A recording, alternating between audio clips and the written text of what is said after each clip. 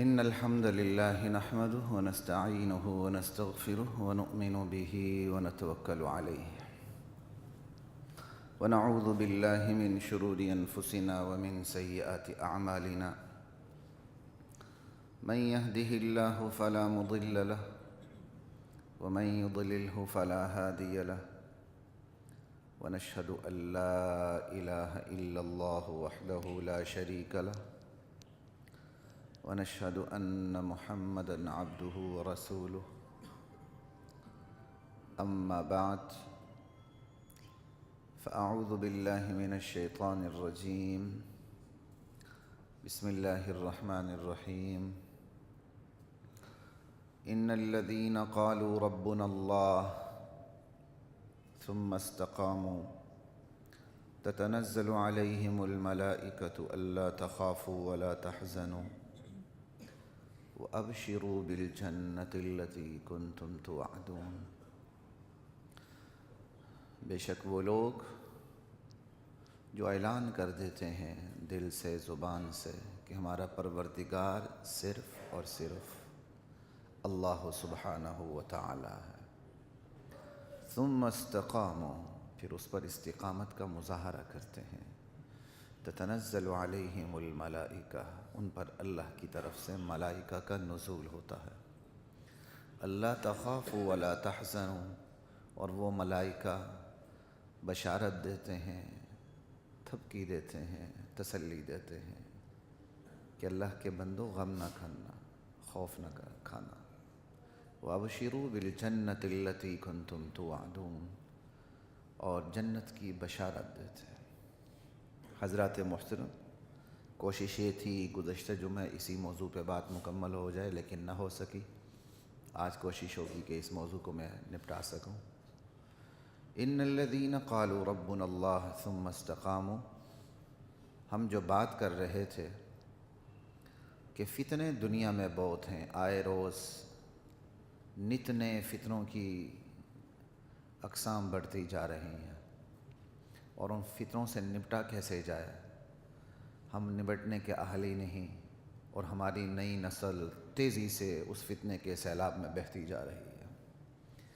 تو بات اسی حوالے سے تھی کہ ان فتنوں کو نبٹنے کے لیے ہمارے پاس وسائل قرآن و سنت کی روشنی میں کیا ہیں۔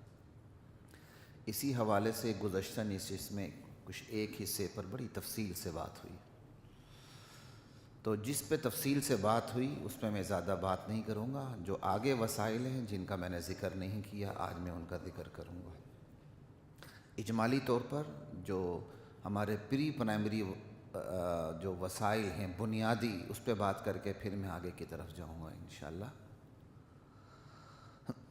لا الہ الا اللہ، سب سے بڑا وسیلہ جو ہے وہ اللہ کی ذات سے تعلق ہے۔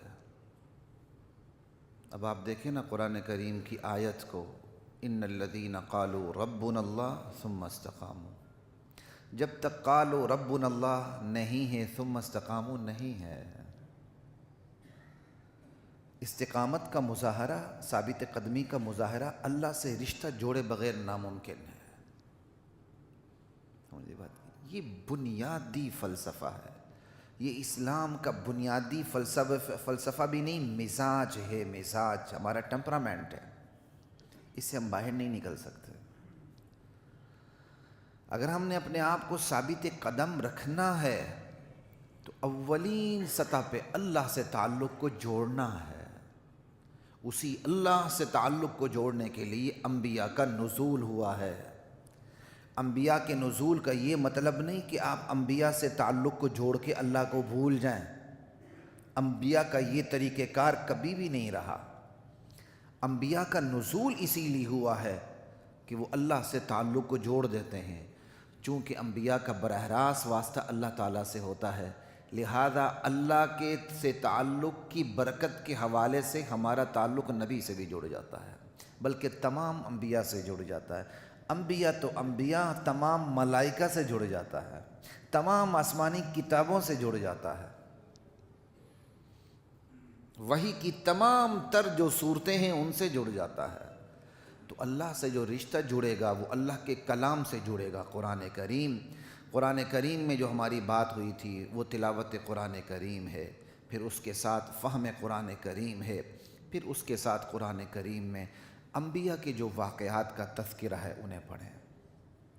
یہ تو اللہ اپنے نبی کو بھی بتاتے ہیں کہ ہم آپ پر جو انبیاء کے واقعات آپ کو خبر دیتے ہیں قرآن کریم کے ذریعے، اپنے وحی کے ذریعے، وہ صرف اس لیے دیتے ہیں کہ آپ کا دل مضبوط ہو۔ سمجھ بات کی؟ وَكُلًّا نَقُصُّ عَلَيْكَ مِنْ أَنْبَاءِ الرُّسُلِ مَا نُثَبِّتُ بِهِ فُؤَادَكَ۔ اس آیت میں مجھے اتنا مزہ آتا ہے کہ بار بار پڑھنے کو جی چاہتا ہے۔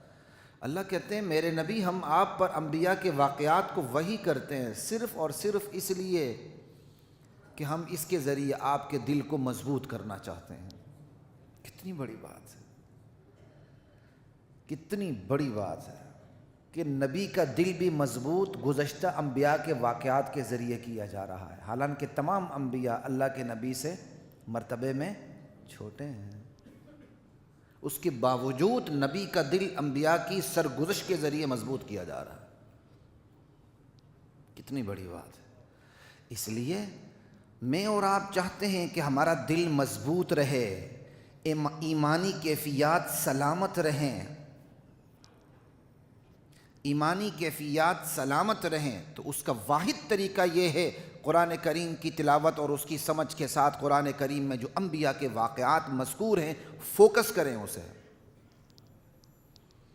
سمجھے بات کی؟ اس پہ تفصیل سے بات ہو چکی ہے غالباً، آگے چلتے ہیں۔ پھر انبیاء کی امتیں ہیں، ان امتوں کا انجام ہے، ماننے والی امتوں کا حسن انجام ہے اور نہ ماننے والی امتوں کا سوء انجام ہے۔ دونوں انجام کو سامنے رکھنا ہے، اور اس کو اللہ تعالیٰ قرآن کریم میں ایام اللہ کہتے ہیں۔ کمی بیشی اللہ حفاظت فرمائے۔ تذکیر بھی ایام اللہ، یہ شاہ ولی اللہ باقاعدہ ان کی ایک اصطلاح ہے تفسیر کے حوالے سے، ایام اللہ کے ذریعے نصیحت کرنا، امتوں کا عروج و زوال، اس کے اسباب، اس پہ غور کریں۔ امتیں زوال پذیر ہوئیں تو کیوں ہوئیں؟ ٹیکنالوجی نہیں تھی اس لیے کہ ایمان نہیں تھا اس لیے؟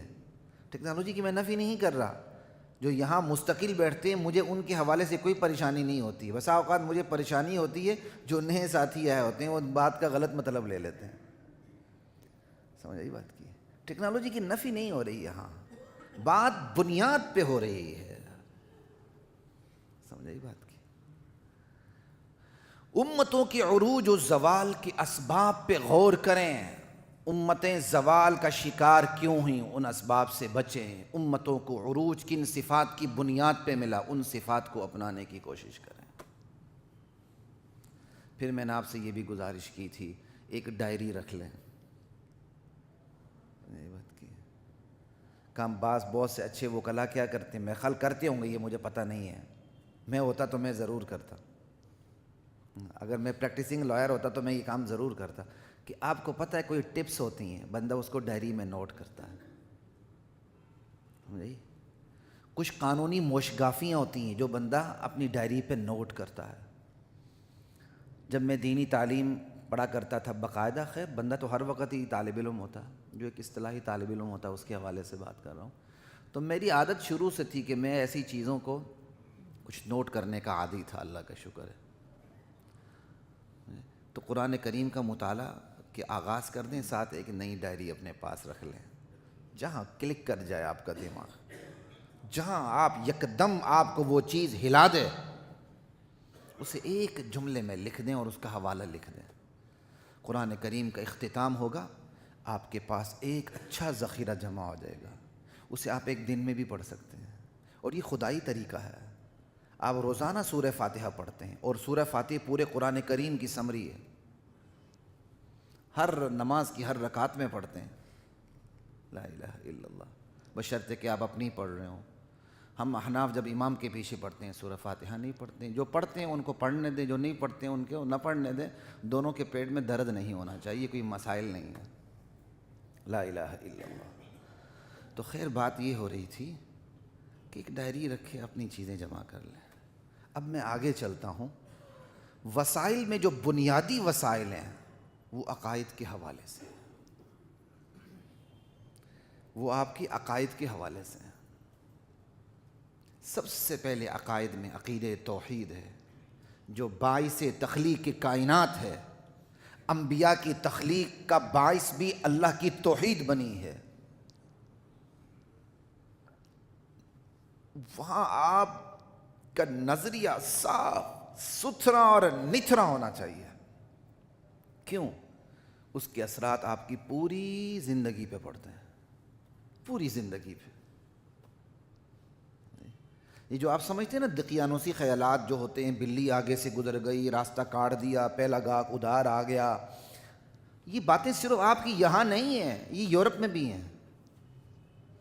عجیب عجیب طریقوں سے نظریں اتارنے کا طریقہ بھی یہاں ہے۔ مجھے ایک شو میں جانے کا اتفاق ہوا تو ایک خاتون نظر اتارنے کے عجیب عجیب طریقے بتا رہی تھی، میں حیران ہو رہا تھا۔ پورا غالباً انہوں نے اس کو ایک یعنی علم کی شکل دے دی، ایک فن کی شکل دے دی ہے اس کو۔ ہم یہ نہیں کہتے نظر غلط ہے، نظر لگ جاتی، اس کا طریقہ کار بھی قرآن کا احادیث میں مل جاتا ہے کہ آپ نے نظر اتارنی کیسے ہے۔ لیکن صرف یہاں بتانے کا مقصد یہ ہے کہ آپ کا بنیادی نظریہ توحید اگر صحیح ہے، اس کے اثرات آپ کی پوری زندگی پہ پڑتے ہیں، اگر غلط ہے تو اس کے غلط اثرات آپ کی پوری زندگی پہ پڑتے ہیں۔ آپ سمجھتے ہیں آپ کی تقدیر کا مالک اللہ کے سوا کوئی بھی نہیں ہے، آپ کسی کی عزت تو کریں گے، احترام تو کریں گے، اس کی پوجا پاٹ نہیں کریں گے، اس کے سامنے جھکیں گے نہیں، گھاس کی طرف پامال نہیں ہوں گے اس کے سامنے۔ یہ بات کی معمولی باتوں پر دوسروں کے سامنے سجدے نہیں کرتے پھریں گے آپ، اللہ کے در کو آپ کبھی بھی نہیں چھوڑیں گے۔ آج نام نہاد شناختی کارڈ کے مسلمان اللہ کے در کو چھوڑ دیتے ہیں۔ اسی شاہ چراغ مسجد میں ایک دفعہ میں نماز پڑھنے گیا، ایک آدھ دفعہ مجھے اتفاق ہوا ہے، میں نماز پڑھنے گیا، ایک صاحب جو حضرت شاہ چراغ کی قبر ہے اس پہ مکمل طور پہ اس نے ماتھا لگایا ہوا تھا، ناولی پورا اس طرح، وہ اپنے چہرے سے ہی شاید جھاڑو دے رہا تھا۔ یہ ہیں مسلمان جنہیں دیکھ کے شرمائیں یہود۔ بڑے بڑے اولیاء اللہ کے مزارات ہیں، وہ اس لیے یہاں نہیں آئے تھے ہجرت کر کے اس بر صغیر پاک و ہند میں اپنے اصل وطن کو چھوڑ کے کہ لوگ ان کی قبروں کی پوجا پاٹ کریں، وہ اس لیے آئے تھے کہ لوگوں کو ان بتوں سے بھگوانوں سے ہٹا کے اللہ کے ساتھ اس کا رشتہ استوار کر دیں۔ آج ان کے ساتھ زیادتی اور ظلم کا عالم یہ ہے، جس مزار پہ جائیں اس مزار کی قبر کو سجدہ ہو رہا ہوتا ہے، وہاں کے مولوی صاحب، وہاں کی انتظامیہ صاحب اور وہاں کے با اثر صاحب کوئی روکنے والا نہیں ہے۔ اب یہ کوئی دیوبندی بریلوی اختلاف تو نہیں ہے نا، یہ کوئی سنی وہابی اختلاف تو نہیں ہے نا کہ آپ کسی کو سجدے سے روکیں، لیکن کسی کی ہمت ہے جو وہاں سجدہ کرتا ہے آپ اسے روکیں۔ کچھ کام ریاست کے ہوتے ہیں، بس سے بہت سے کام ریاست کے ہوتے ہیں۔ لوگ تو ایسے بھی ہیں مدینے جاتے ہیں، روضے رسول کو قبلہ بنا کر سجدہ کرنے لگتے ہیں، پھر وہ شرطیں پیچھے پڑتے ہیں۔ وہ شرطیں مفت میں پیچھے نہیں پڑتے، روضے رسول کو سامنے دیکھ کر اللہ اکبر کر دیتے ہیں۔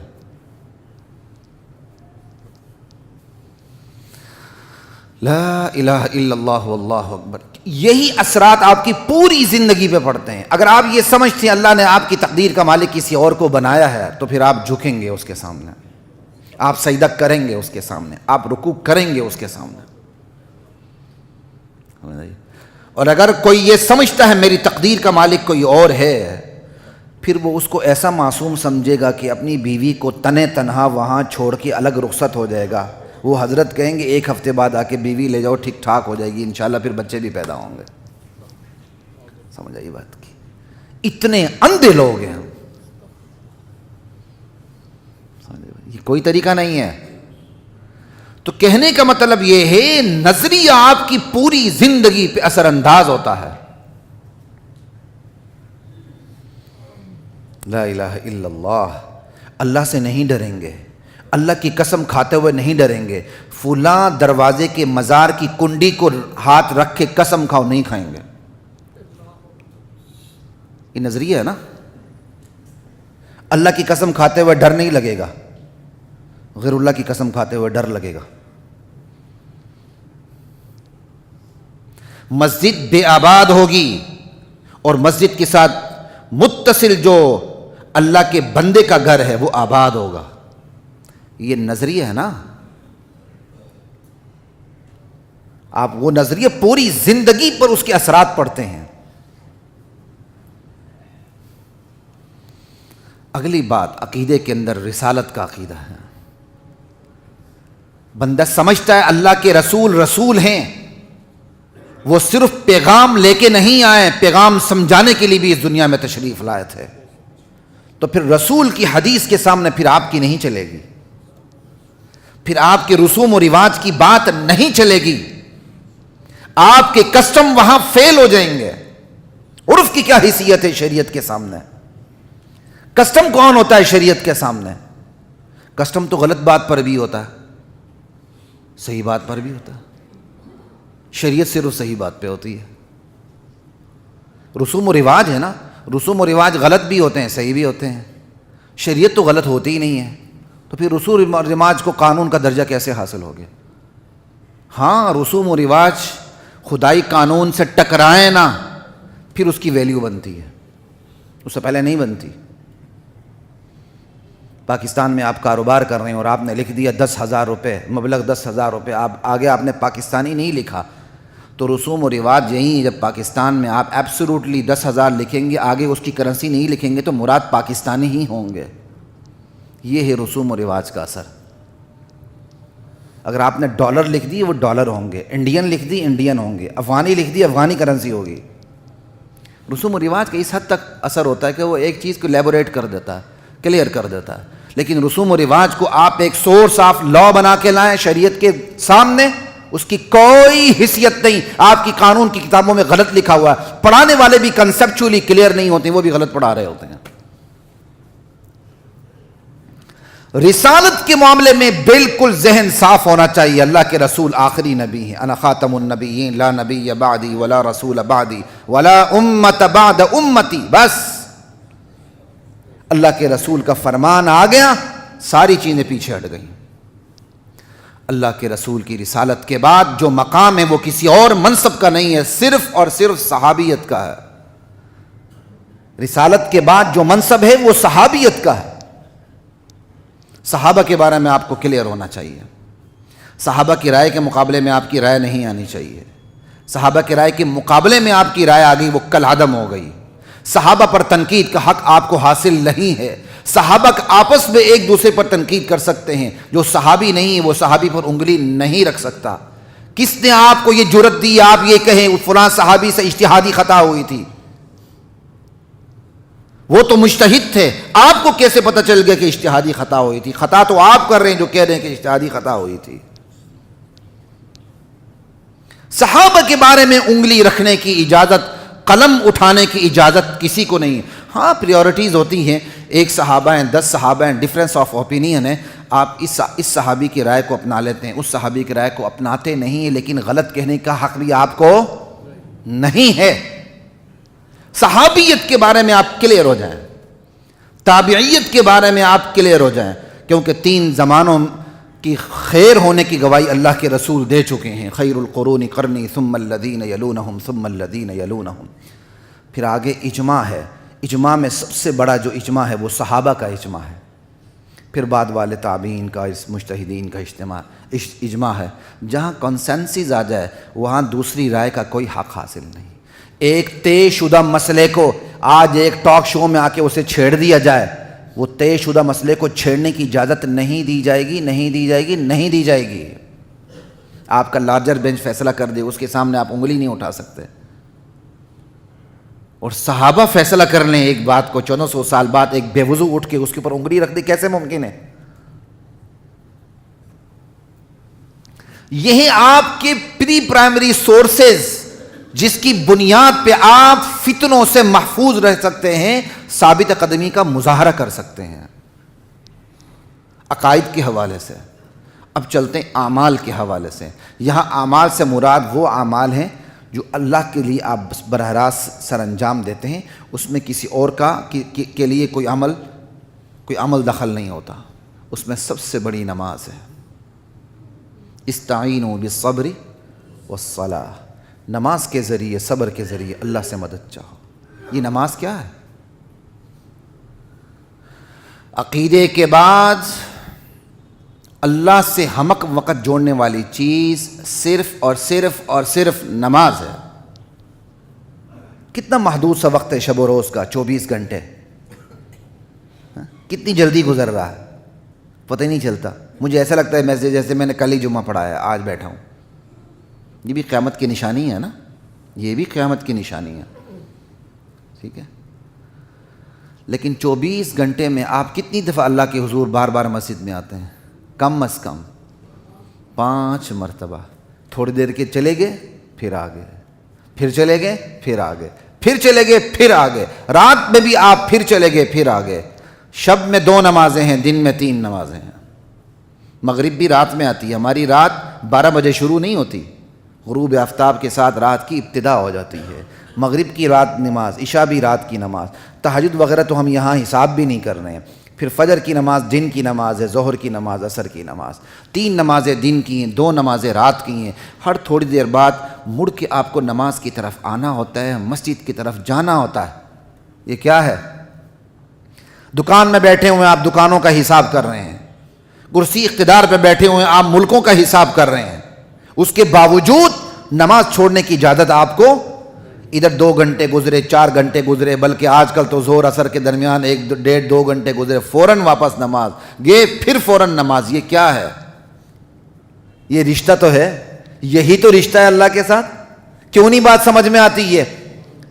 کائنات میں نبی کے ساتھ وہ رشتہ نہیں ہے جو اللہ کے ساتھ رشتہ ہے، کیونکہ نبی بھی جو آیا ہے وہ کس رشتے کے لیے آیا ہے؟ اللہ سے رشتہ جوڑنے کے لیے نبی آیا ہے اس دنیا میں۔ یہ ہمیں سمجھ ہی نہیں آتی، تو پھر بار بار نماز کیوں پڑھتے ہیں آپ؟ ابھی آپ نماز پڑھ کے فارغ ہوں گے، 2 گھنٹے گزریں گے نہیں، آپ دوبارہ عصر کے لیے آ جائیں گے۔ یہ کیا ہے؟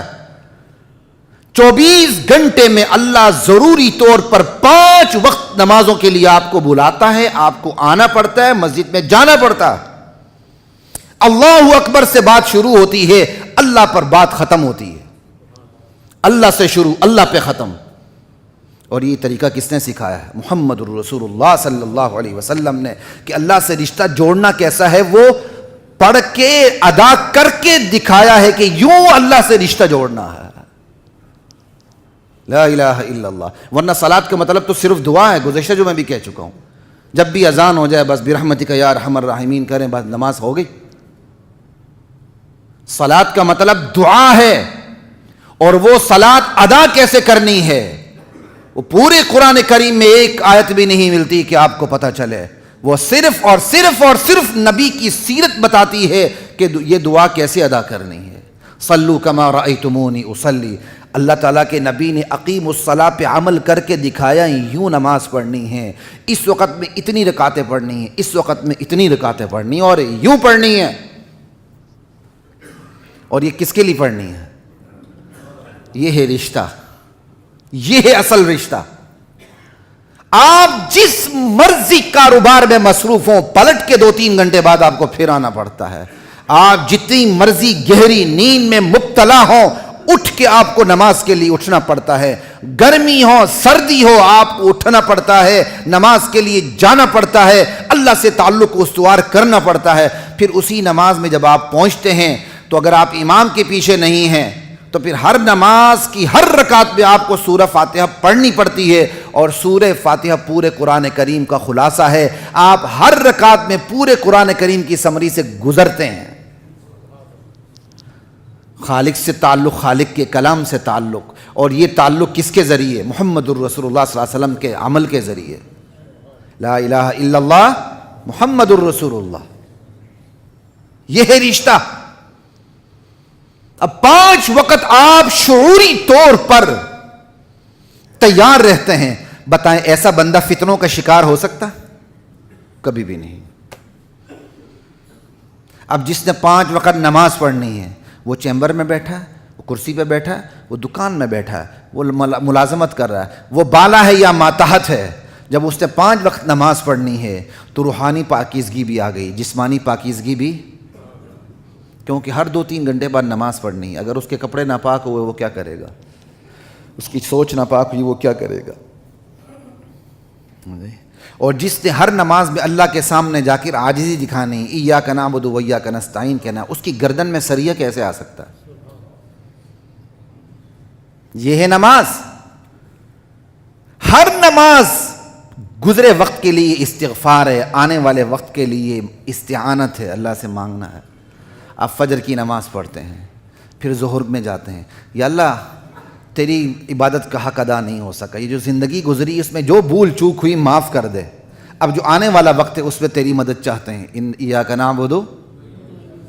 پھر عصر کی نماز آتی ہے، یا اللہ جو وقت گزر چکا اس میں جو بھول چوک ہوئی معاف کر دے، آنے والے وقت کے لیے تیری مدد چاہتے ہیں، پھر عصر، پھر مغرب، پھر عشاء۔ یعنی نماز گزرے ہوئے وقت کے لیے استغفار اور آنے والے وقت کے لیے استعانت، اللہ سے مدد طلب چاہنا۔ اس شعور کے ساتھ نماز پڑھیں گے تو کیا نماز ہوگی۔ پھر جس جگہ آپ نماز پڑھنے آتے ہیں 5 وقت میں آپ کو واسطہ پڑتا ہے، پھر وہ جگہ ہونی کیسی چاہیے؟ وہ آپ کے گھر سے تو اچھی ہونی چاہیے نا۔ آپ کے گھر کا جو سب سے اچھا کمرہ ہے ڈرائنگ روم، اس سے تو اچھی ہونی چاہیے نا۔ سمجھ آئی بات کی؟ یہ نہیں ہے رہتے ہوں آپ ڈی ایچ اے میں اور مثال دیں 1400 سال پہلے کی چھتے والی مسجد کی۔ اگر آپ نے مثال دینی ہے تو اٹھ جائیں، اتنا کمرہ لے لیں جس میں آپ سجدہ کریں تو آپ کی بیوی کے جسم سے آپ کا جسم مس ہو جائے، پھر اس کے بعد چھتے والی مسجد بنا لیں، گزارا کریں، سو بسم اللہ۔ رہتے ہیں ڈی ایچ اے 4 کنال میں، مثال دیتے ہیں 1400 سال پہلے کی مسجد کی، تو 1400 سال پہلے جیسے گھر تھے وہ بھی بنا لینا۔ جیسے گھر ہوں گے گھروں کے مطابق ویسی مسجد کی شان ہوگی، یاد رکھیں۔ تو آپ کے گھر کے ڈرائنگ روم سے، بیٹھک سے تو وہ مسجد اچھی ہونی چاہیے۔ یہ اگربتیاں، شگربتیاں، یہ پتہ نہیں جھنڈیاں، وہ مسجد لگتی ہے؟ کیا لگتا ہے؟ آپ اپنے ڈرائنگ روم کے ساتھ یہ سلوک کرتے ہیں؟ آپ اپنے ڈرائنگ روم کو قبرستان بناتے ہیں؟ آپ کے ڈرائنگ روم میں بتی شتیاں، رنگ برنگی جھنڈیاں نظر آتی ہیں؟ کیوں اس طرح مسجد اللہ کے گھر کو بے وقت کرتے ہیں؟ اب یہ چھوٹی سی مسجد ہے، اس ادارے کے حوالے سے بہت چھوٹی مسجد ہے، لیکن ایک پروقار مسجد ہے۔ آپ آتے ہیں تو آپ کو ایک لطف ملتا ہے نماز پڑھتے ہوئے۔ اب اس کے ساتھ یہ حشر نہ کریں جو مرضی اٹھ کے آ جائے، ایک کیل ٹھونک دیں اپنی مرضی کا، ایک وہ وہاں لگا دیں، ایک یہ یہاں لگا دیں، 10 گھڑیاں وہاں لگا دیں، 20 گھڑیاں لگا دیں۔ ضرورت کیا مجھے بتائیں؟ آپ کے ڈرائنگ روم میں کتنی گھڑیاں لگتی ہیں؟ 20 لگتی ہیں۔ تو مسجد کے ساتھ یہ سلوک کیوں کرتے ہیں؟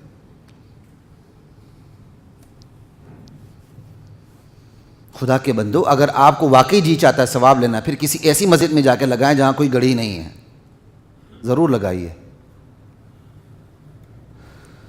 لا الہ الا اللہ واللہ اکبر۔ تو آپ نے مسجد کے ساتھ سلوک کیا کرنا ہے؟ انما یعمر مساجد اللہ من آمن باللہ والیوم الآخر۔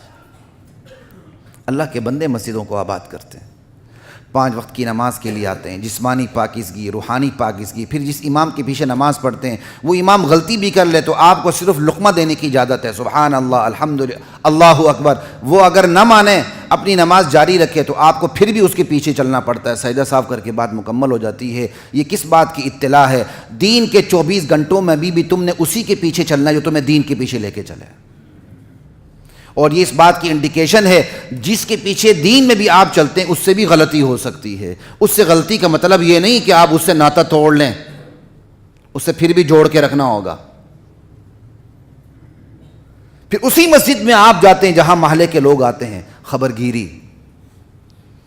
تعلق، آپ کو پتہ چلے گا کون بیمار ہے، کون ٹھیک ہے، کس کی موت ہوئی ہے، کون حالت نزع میں ہے۔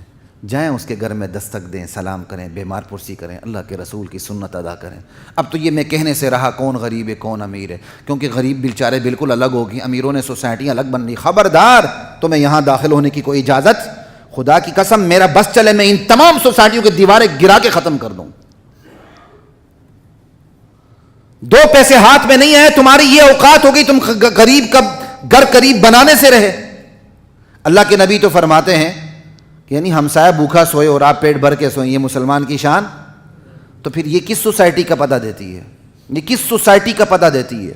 یہ کام ریاست کے ہیں، ریاست نے امیر اور غریب میں تفریق ڈال کے رکھ دی ہے۔ پھر غریب بھی اتنا ظالم ہے کہ امیر اس سے ڈرتا ہے، امیر اپنی دولت بتاتے ہوئے ڈرتا ہے کہ اگر اس کو غریب کو پتہ چل گیا یہ میری جان کے پیچھے. یہاں امیر بھی ظالم, یہاں کا غریب بھی ظالم. تو وہی بات ہو رہی تھی, نماز کے ذریعے اللہ سے رشتہ جوڑیں. 5 وقت نماز کے ذریعے آپ اللہ سے رشتہ جوڑیں گے, فتنوں سے بچے رہیں گے. آگے صبر ہے, میں زیادہ بات نہیں کر سکتا. یہ وہ صبر نہیں جو کوئی تکلیف دے تو, صبر سے یہاں ثابت قدمی دکھائیں. فتنے آتے رہیں گے, آزمائشیں آتی رہیں گی, بیوی کی طرف سے, اولاد کی طرف سے, دوست احباب کی طرف سے, افسران بالا کی طرف سے, ادارے کی طرف سے. پھر بھی آپ نے ثابت قدمی کا مظاہرہ کرنا, پیچھے ہٹنا نہیں. اور جو اللہ کی نعمت ہے اس پہ شکر کرنا. تیسری بات, تو میں اعمال کے حوالے سے صرف نماز, صبر اور شکر پہ بات کروں گا. ان چیزوں کو سامنے رکھنے فتنوں سے مقابلہ آسان ہو جائے گا. وقت کم ہے, میں اب آگے چلتا ہوں. اب ہے آپ کے اخلاقیات اور معاملات کے حوالے سے. اخلاقیات میں وہ چیزیں آئیں گی جس میں آپ کی کسی سے باقاعدہ کوئی معاہداتی ڈیلنگ نہیں ہوتی, کوئی کانٹریکٹ نہیں ہوتا. جیسے کوئی ہمسائے کے ساتھ کانٹریکٹ نہیں ہے, لیکن آپ نے اخلاقیات کا مظاہرہ کرنا ہے. آپ کا ہمسایہ جب دیکھے میری ہمسائیگی میں آپ آ گئے ہیں, اسے سکون ملے کہ الحمدللہ مجھے اچھا ہمسایہ مل گیا ہے. اس سے بڑی خوش قسمتی ہمسایہ کی کیا ہوگی. خود پچھلے دنوں میرے ہمسایہ تبدیل ہوئے تو مجھے فکر پڑ گئی تھی اب پتہ نہیں کون آئے گا. مسلمان کے بارے میں فکر ہونی چاہیے. آج ہماری یہ حالت ہو گئی, ہمیں ہمسایہ کی فکر پڑ جاتی ہے, میرے پڑوس میں کون آئے گا, میری اس سے لگے گی یا نہیں لگے گی. یہی اخلاقیات, کوئی کانٹریکٹ نہیں ہے. ود نو کانٹریکٹ آپ کو اپنے مینرز برقرار رکھنے پڑتے ہیں. لوگوں کے ساتھ معاملات اپنے اخلاق کو دیکھ کے کریں, ان کے اخلاق کو دیکھ کے نہ کریں. اگر آپ نے لوگوں کے ساتھ معاملات ان کے اخلاق کو دیکھے گیا, آپ گر جائیں گے. ان کا اخلاق اچھا ہوا, آپ کے اخلاق اچھے, ان کے اخلاق برے ہوئے تو آپ کے اخلاق برے. لوگوں کے ساتھ معاملات اپنے اخلاق کو سامنے رکھ کے کریں, اور آپ کے اپنے اخلاق نبوی اخلاق کی روشنی میں ہونے چاہیے. ان کا اخلاق برا ہو یا اچھا ہو, آپ کے اخلاق کا لیول گرے گا نہیں. لیکن اگر آپ نے لوگوں کے ساتھ معاملات, اخلاقیات ان کے اخلاق کو دوکھر کیا تو پھر وہ لیول نہیں رہے گا اخلاق کا. وہ اچھا اخلاق ہوگا, جواب میں اچھا اخلاق ہوگا. وہ برے اخلاق ہوں گے, پھر جواب میں اچھا اخلاق نہیں آ سکتا. اگلی بات معاملات کی ہے. معاملات حلال حرام کی فکر کریں. جو لوگ اپنی زندگی میں, اپنی کمائی میں حلال حرام کی فکر نہیں کرتے, وہ 5 وقت کے نمازی ہوں, وہ تہجد گزار ہوں, وہ اشراق اور چاش کی نماز پڑھتے پھریں, ان کا کردار نہیں بدل سکتا, بلکہ اس کے اثرات ان کی اولاد پر بھی پڑتے ہیں. آج بہت بڑی تعداد ایسے والدین کی ہے جو خود 5 وقت کے نمازی نہیں, 7 وقت کی بھی نمازی ہیں, لیکن ان کے اثرات ان کے بچوں میں نظر نہیں آتے. ذرا غور کیجئے, کیا ان والدین نے اپنی کمائی میں حلال حرام کی تمیز رکھی تھی؟ بہت بڑی تعداد نے نہیں رکھی ہوتی. اس کے اثرات ان کی نسل میں جا رہے ہوتے ہیں. 2 نمبر مال 1 نمبر کا ٹیگ لگا کے نہ بیچیں, یہ جائز نہیں ہے. اس کے اثرات آپ کی نسل پہ پڑیں گے. شارٹ کٹ ماریں گے, اللہ بھی پھر آگے سے کٹ مارے گا آپ کو. نہ کریں ایسی چیزیں. ادھر نمازی صوفی بنتے ہیں اور ادھر کہتے ہیں ہم سب سے بڑے دیندار ہیں, نیچے دیکھو تو معاملات میں ٹوکے چلاتے ہیں. معاملات ٹھیک کر لیں, معاملات ٹھیک نہیں رکھیں گے, فتنوں سے محفوظ نہیں رہیں گے. اب اگلی بات اخلاقیات اور معاملات سے آگے. دعا کیجیے اپنی ہمت کے لیے اللہ سے. یا اللہ میں بے ہمت ہوں, یا اللہ میری کوئی حیثیت نہیں. ہمت, یا اللہ میری کمر جواب دے چکی ہے, میرے کاندھے بوجھ اٹھانے کے قابل نہیں ہے. یا اللہ ہمت, استقامت یا اللہ تو نے دینی ہے. پھر دیکھیں ملتی کہ نہیں. آپ اصول پہ چلیں اور دعا بھی نہ کریں, نہیں میں نے تو غلط کام تھوڑے کیا ہے, میں تو بالکل ٹھیک کام کر رہا ہوں, اور اللہ سے دعا نہ مانگے. اللہ کو یہ اکڑ پسند ہی نہیں ہے. آپ نے کون سا کمال کیا؟ آپ نے اپنا فرض ادا کیا. اس فرض کے بدلے اللہ کچھ آپ کو دے نہ دے, اللہ کی مرضی. اس لیے اللہ سے مانگنے والے بنے. ارے جانور بھی بغیر مانگے دودھ نہیں دیتا, اس کو چونا پڑتا ہے. اللہ سے نہیں مانگیں گے, اللہ کیوں دے گا؟ اللہ پھر بھی بن مانگے دیتا ہے, لیکن اللہ سے مانگنا سیکھیں. اللہ جب بندہ اللہ سے مانگتا ہے اللہ خوش ہوتے ہیں. مجھے اور آپ کی فکر ہے کہ میرے باس خوش ہو جائیں, اور سب سے بڑے باسوں کا سب سے بڑا جو کیا کہتے ہیں جو سب سے بڑی ہستی ہے وہ صرف اللہ کی ہے۔ اللہ سے ہمت کی دعا کریں۔ اگلی بات، صرف دعا نہ کریں، دعا لینے کی کوشش کریں۔ آپ اپنے معاملات اتنے ستھرے اور نتھرے رکھیں، اگلا بے اختیار دل سے آپ کو دعا دینے پہ مجبور ہو جائے، وہ پھر لگتی ہے دعا جا کے، اس کے اور عرش کے درمیان پھر کوئی فاصلہ نہیں ہوتا۔ والدین کی دعا لیں، والدین حیات ہیں، جن کے والدین حیات ہیں اللہ ان کو نیک عمل کے لیے طویل زندگی عطا فرمائے۔ میرے والدین بھی بیمار ہیں، میری والدہ بھی بیمار ہے، میرے والد بھی بیمار ہیں، فکر لگی رہتی، دعا کریں اللہ انہیں نیک عمل کے لیے، ان کا سایہ ہم پر سلامت رکھے، مجھ پر، آپ کے والدین کا سایہ اللہ آپ پہ سلامت رکھیں، جن کے نہیں اللہ ان کے تمام مراحل آسان فرمائے، جنت کی زندگی عطا فرمائے۔ سمجھائی بات کی؟ ابھی بھی میں تھوڑا سا ہلا ہوا تھا، میری والدہ تھوڑی سی بیمار تھی، اپسیٹ سا تھا، لیکن بس اللہ نے توفیق دی، آ گیا۔ تو یہ رشتے ایسے ہوتے ہیں کہ بندہ ہل جاتا ہے، کائنات ہی ختم ہو جاتی ہے۔ سمجھائی بات کی؟ دعا لیں، اپنی ماں سے ایسا سلوک کریں، اپنے والد سے ایسا سلوک کریں، اپنے دوست احباب کے ساتھ ایسا سلوک رکھیں، وہ آپ کو دعا دینے پہ مجبور ہوں، وہ چاہے نہ چاہے ان کے دل سے دعا نکلے آپ کے لیے۔ سمجھ آئی بات کی؟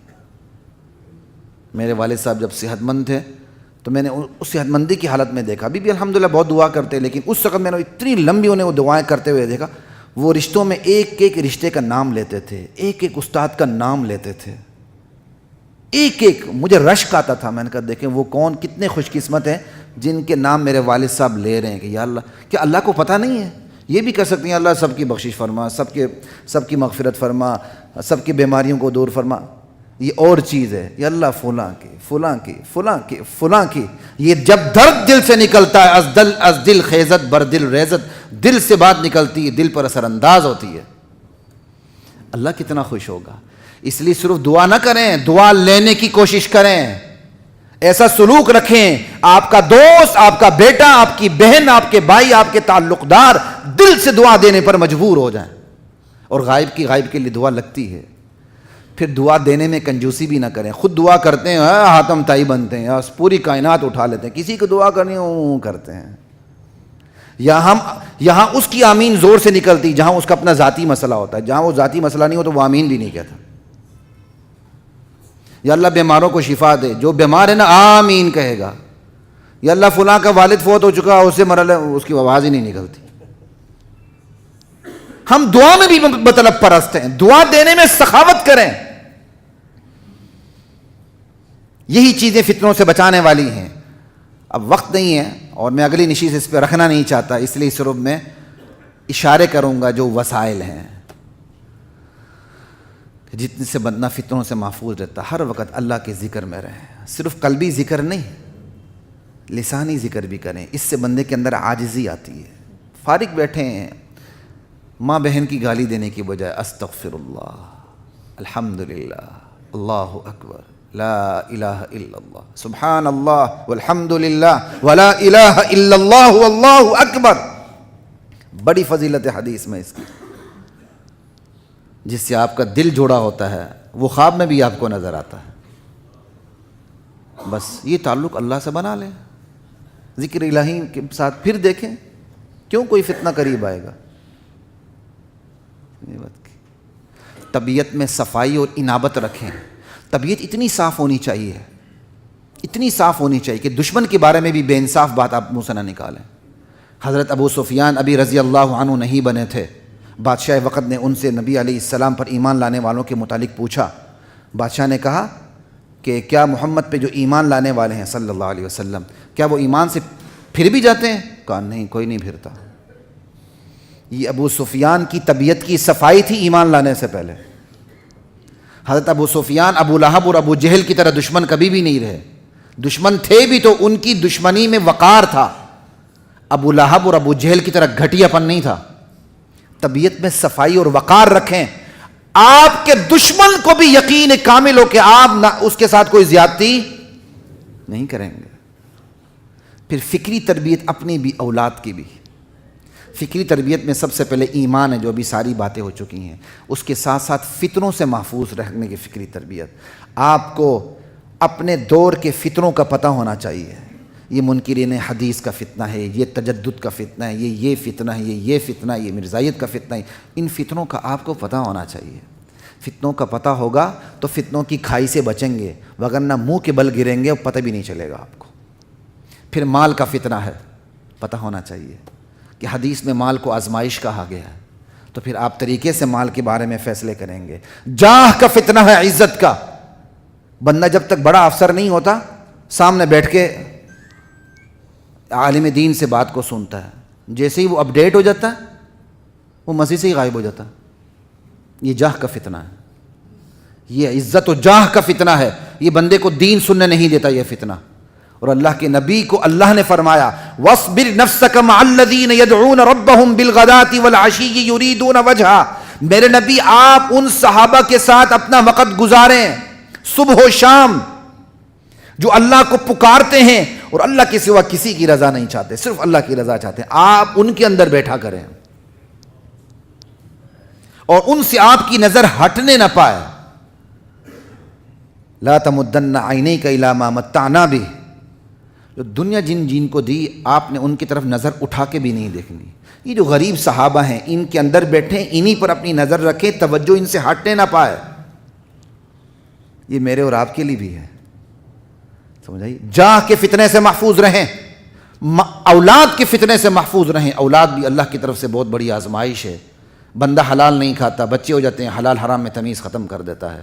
بندہ حرام نہیں کھاتا، شادی کر لیتا ہے تو حلال حرام کی تمیز ختم کر دیتا ہے. آپ کے پاس ایک کیس آیا ہے، آپ اس کیس کو غلط سمجھتے ہیں، خود نہیں کرتے، پھر آپ اپنے دوست کو ریفر کیوں کرتے ہیں؟ پہلے یہ بتائیں. نہیں یار یہ کیس میں نے ڈیل نہیں کرنا، خطیب صاحب سے سن رکھا تھا کہ غلط ہے، تو سن رکھا تھا تو پھینک دینا پیچھے. اپنے دوست کو ریفر کیوں کرتے ہیں؟ یہ تو گناہ بے لذت ہے. گناہ کوئی اور کرے گا، غرق آپ بھی ہوں گے ساتھ. سمجھ آئی؟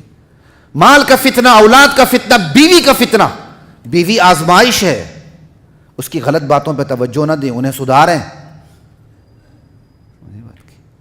قارون نے کیا کہا تھا جب اسے کہا کہ اللہ کا حق ادا کرو؟ کہتا انما اوتیتہ علی علم عندی. یہ تو میں نے علم معاشیات پڑھا تھا، اکنامکس کا تو میں ماسٹر ہوں، اس کی وجہ سے آج میرے پاس دولت کی ریل پیل ہے. مجھے اور دولت کس نے دی ہے؟ یہ تو میں اپنے بلبوتے پر دولت لی ہے. نماز ایک نہیں، روزہ ایک نہیں، زکوٰۃ ایک نہیں، حج ایک نہیں. اللہ کا بڑا فضل ہے جی. جب لاہور آئے تھے تو فٹ پاتھ پہ سوتے تھے، اب تو ہمارے 10 کنال کی کوٹھی. ربا تیرا شکر ہے. پہلے دیکھے وہ نماز پڑھتا ہے، پہلے دیکھے حلال حرام کی تمیز رکھتا ہے. اللہ کرے ہو سونے پہ سوا گیا، واقعی اللہ کا کرم ہے. لیکن وہ لاہور آ کے فٹ پاتھ پہ سوتا تھا. 10 سال کے بعد اس وقت DHA میں اس کے 10 پلاٹ ہیں، لیکن بدقسمت ایک نماز نہیں پڑھتا، ایک روزہ نہیں رکھتا، حلال حرام کی تمیز نہیں رکھتا. خدا کی قسم پہلے وہ اتنا بدقسمت نہیں تھا جتنا آج بدقسمت ہے. اللہ کا فضل ہے، اللہ کا فضل نہیں، اللہ کا عذاب ہے. ہم دولت کو دیکھ کر سمجھتے ہیں اللہ کا فضل ہے. اللہ کا عذاب بھی، اللہ کا فضل بھی ہے. اس کے حقوق ادا کریں گے تو فضل ہے، اس کے حقوق ادا نہیں کریں گے، غلط طریقے سے سمیٹیں گے تو اللہ کا عذاب ہے. لا الہ الا اللہ. ان فتنوں سے اپنے آپ کو محفوظ رکھیں. اگلی بات، دعوت دیں. دعوت خود عمل کریں نہ کریں، دعوت دیں. یہاں میں بیٹھا ہوں، اس کا مطلب یہ نہیں کہ آپ سب گناہ گار ہیں. نعوذ باللہ، یہاں جبریل امین بیٹھا ہوا ہے، میں آپ سے زیادہ گناہ گار ہوں. اور الحمدللہ آپ کو دعوت دیتا ہوں تو سب سے پہلے اپنی نیت کرتا ہوں، نہیں کرتا ہوں تو اللہ مجھے کرنے کی توفیق دے. میں آپ میں سب سے کمزور ہوں، دعوت دینے کی کوشش کریں. ہمارے ادارے کے ایک استاد ہیں، مجھے ساتھیوں نے بتایا، انہوں نے چند دن بڑی تکبیر اولیٰ پہ دعوت دی. لڑکوں کو کہا تکبیر اولیٰ فوت نہیں کرنی، پہلے صف میں شریک ہونا، یہ ہے وہ ہے. کچھ دن بعد کہنے لگے میری اپنی تکبیر اولیٰ فوت ہو رہی تھی، میں نے دعوت دی، اب میں ٹھیک ہو گیا ہوں. یہ دعوت آپ کو سدھار دیتی ہے. دعوت آپ کو سدھار دیتی. ایک گناہ آپ سے چھوٹتا نہیں ہے نا، اس گناہ کو چھوڑنے کی دعوت شروع کر دیں، گناہ چھوڑ جائے گا انشاءاللہ. جو بندے کی مدد میں لگا رہتا ہے، اللہ اس کی مدد میں لگ جاتے ہیں. پھر دعوت کے ساتھ اہل اللہ کی مائیت ہے، جو دین کا استقامت کا مظاہرہ کرتے ہیں. ان کی مجلس میں بیٹھنا سیکھیں. جسٹ گوگل سے دین نہیں آتا، ان کی مجلس میں بیٹھیں، آپ کو دین ملے گا، آپ کو استقامت ملے گی. آپ کے 1 سال کے مطالعے کے بدلے میں 10 منٹ میں جو آپ حاصل کر پائیں گے وہ آپ حیران ہو جائیں گے۔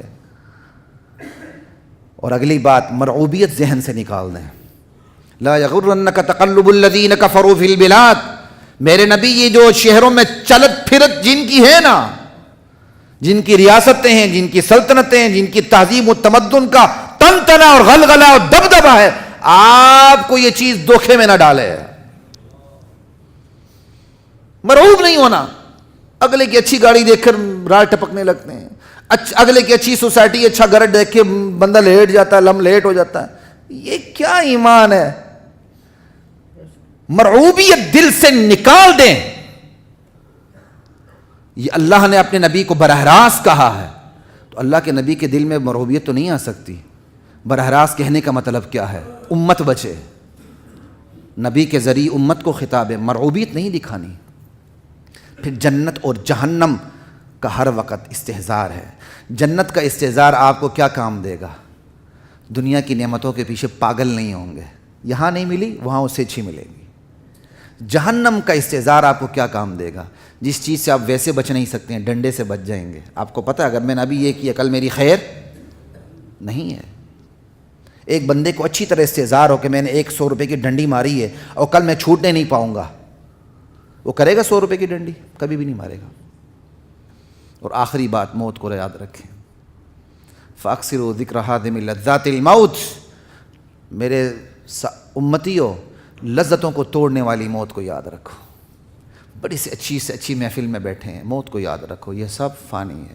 اور واقعی لذتیں ٹوٹ جاتی ہیں، بندے کا مزہ کرکرا ہو جاتا ہے، بڑا عجیب سا لگتا ہے، لیکن یہ مزہ کرکرا ہونے میں ہی نجات ہے، اسی مزہ کرکرا ہونے میں ہی نجات ہے، پھر مرعوبیت بھی نہیں ہوگی۔